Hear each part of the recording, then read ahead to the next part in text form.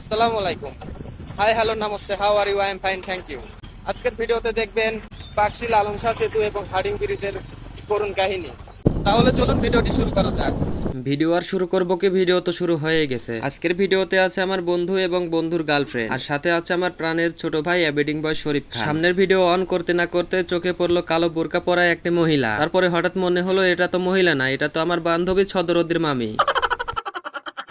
বান্ধবীর সাথে আজকে প্রথম পাকশি ব্রিজের নিচে যাওয়া। ছোট ভাইকে বললাম সামনের গাড়িতেও মনে হয় আমার বান্ধবী ছদরুদ্দির মামি। বলার সাথে সাথে তো গাড়িতে উড়াধুরা টান। যেতে না যেতে দেখলাম আসলে না, এটা আমার চাচির বয়সে হয়তো কোনো এক চাচি। আমার ভিডিওগুলো যদি আপনাদের ভালো লেগে থাকে তবে অবশ্যই লাইক কমেন্ট শেয়ার করতে ভুলবেন না। আর হ্যাঁ, অবশ্যই পেজটি ফলো দিয়ে সাথে থাকুন। বাইকে উঠলে আমার মনে হয় যেন ও মা গো, মনে হচ্ছিল আমি পড়ে গিয়েছি, আসলে না, ক্যামেরাটি দেখি উল্টো হয়ে গিয়েছে।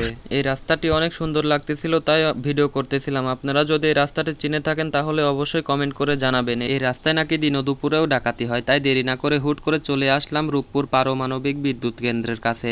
দিন দিন অনেকটাই উন্নতির পথে, দেখতে অনেক ভালো লাগতেছিল তাই ভাবলাম একটা ভিডিও শট নেই। তারপরে চলে গেলাম রূপপুর বাজারে। রূপপুর বাজার আর চেনা যাচ্ছে না, আগের মতো নাই। আশেপাশে অনেক দোকানপাট ছিল, সেগুলো এখন ভেঙে দিয়েছে। রূপপুর এখন অনেক উন্নতির পথে। বাম দিকে চোখ পড়লো, দেখি এখানে লেখা ঝিনাইদহ কুষ্টিয়ায় এই রাস্তা, আর ডান দিকে চলে গিয়েছে দাসুরি আর নাটোর। আমরা ডানে বামে কোথাও না গিয়ে সামনের দিকে এগোচ্ছি। পিছে তাকিয়ে দেখি আমার বান্ধবী নাই। বান্ধবী কোথায় গেল? একজন বলল যে আপনার বান্ধবী সামনে চলে গিয়েছে। লক্ষ্য করে তাকিয়ে দেখলাম দূরে বন্ধুর গাড়ি দেখা যাচ্ছে, আর বন্ধুর গাড়ি ফলো করে আমরাও এগোচ্ছি। এগোতে এগোতে দেখি যে সামনে এক কুয়ো, তার ভিতর দিয়েই রাস্তা, আর এই কুয়োর ভিতর দিয়ে আমাদের পার হতে হবে। সামনে এগোতেই দেখি যে গাড়ি আসতেছে। আমরা সাইড করে দাঁড়ালাম। দাঁড়ানো মাত্রই এক মানুষ আমাদেরকে বলল আপনার বন্ধুর গাড়ি ওখানে পুলিশ আটক করেছে, আপনারা যাবেন না। এই কথা শোনার পরেই তো রীতিমতো আমার মাথায় হাত। কবি বলেছে খাল কাটলেই নাকি কুমির আসে, এখন দেখি কুয়ার ওপারে কুমির হা করে দাঁড়িয়ে আছে। ছোট ভাইকে বললাম তোমার গাড়ি এখানে পার্ক করো। যেতে না যেতে দেখি আমার বুলেটটা মুখ শুকনা করে এখানে দাঁড়িয়ে আছে। আমাকে দেখে তো বুলেট কেঁদে দিল। পুলিশের এসব কার্যকলাপ দেখে আর মনে হয় না যে বাইক চালাই, মনে হচ্ছিল এই ট্রেনে উঠে শ্বশুর বাড়ি চলে যাই। এই কথা বলতে না বলতে আমার হাতে কে যেন একটা টিকিট ধরিয়ে দিল। ভাবলাম এটা মনে হয় ট্রেনের টিকিট কিংবা সিনেমা হলের টিকিট। লক্ষ্য করে তাকিয়ে দেখলাম সলিড কেস খেয়েছি 10,000 টাকা। কেস খাওয়া দেখে ছোট ভাইয়ের মনটা একটু বেশিই খারাপ। অনেক কষ্টে বন্ধু 10,000 টাকা ম্যানেজ করে দেওয়ার পরে গাড়িটা ছেড়ে দিল।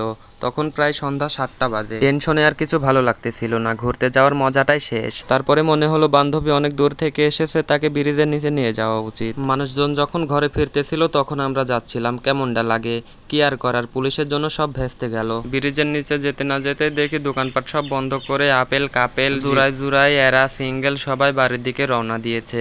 আমরা গিয়ে গাড়ি পার্কিং করে নামার পরে একটু ভিডিও করার চেষ্টা। ছোট ভাই বলল আজ আমার মন ভালো নেই, কারণ আমার গায়ে প্রচণ্ড জ্বর, দুটো ছবি তুলে দেন। ফটাফট তার দুটো ছবি তুলে দিলাম। রাতের ভিডিও কি আর ভালো লাগে, ক্যামেরা বের করে ব্রাইটনেস বাড়িয়ে দিয়ে ভিডিও করার চেষ্টা। প্রথম চেষ্টাতে ব্যর্থ। ছোট ভাই রাগ করে চলে গেল। পিছন থেকে বান্ধবী ডেকে বলল ব্রিজের উপরে যাব। বান্ধবীকে খুশি করার জন্য ব্রিজের উপরে গেলাম, কেননা আজকে বান্ধবীকে খুশি করার জন্য 10,000 টাকা মারা খালাম।